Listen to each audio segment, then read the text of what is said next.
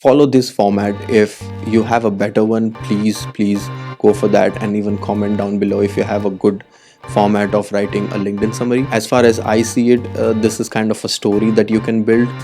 What do you do now, what do you used to do before, and what are the skill sets. What's up, everyone? This is the part 2 of the LinkedIn video series, and if you have not watched the first one, I'll link it in the description. Please do watch. It's about the introduction section, but today we're going to talk about the about section. One of the most important things where you can write probably a small excerpt about yourself, portraying what you used to do before and what you're capable of doing, is the about section. It's kind of like a blog section for me, and a place where you're showcasing yourself as someone capable of doing or delivering X number of things, and you're basically showing that, hey, my education, my background comes from XYZ. So showing that kind of story is very important, and today we'll divide that about section into 3 different parts, and then we're going to merge it at the end to come up with an amazing about section. So first, let's try to answer, what do you do now? This is the hook, or this is the punchline that you should come up with. And again, I've always talked about the punchlines.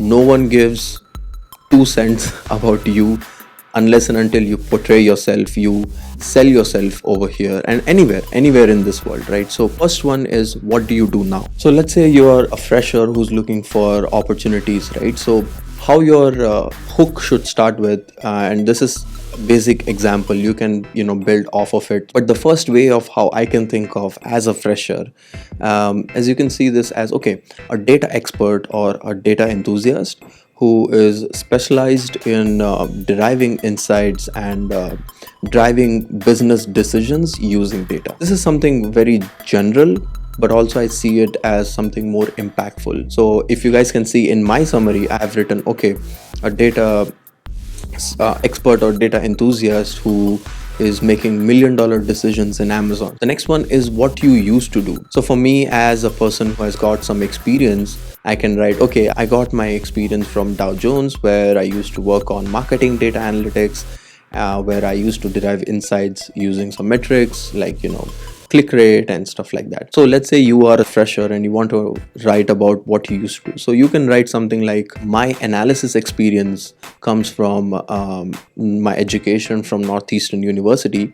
So I studied from Northeastern. You can write, of course, your own college, and doing some impactful projects on Kaggle.com, and impactful projects with an internship experience. What you used to do here, you have to explain where you're getting all these things from, right? What is the source of your knowledge?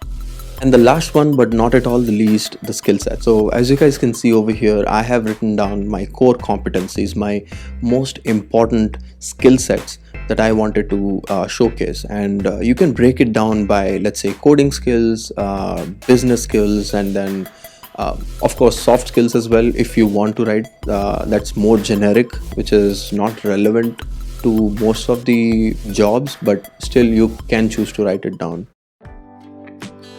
So to put together all the things, your story should be, what do you do now, where your punchline comes into picture, your hook comes into picture.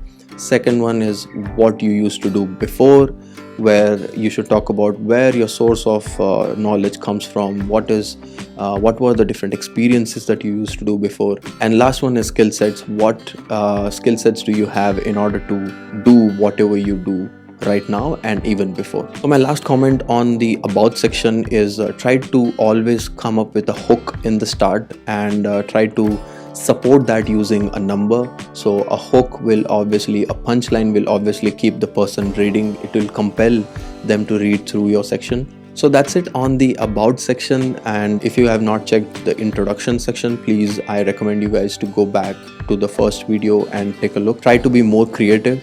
These are just the examples that I gave, but try to build off of it. And see you guys in the next video, where we'll talk about the profile section and how you should portray your previous experiences, your college studies, your professional experiences, everything in an amazing way. Cheers.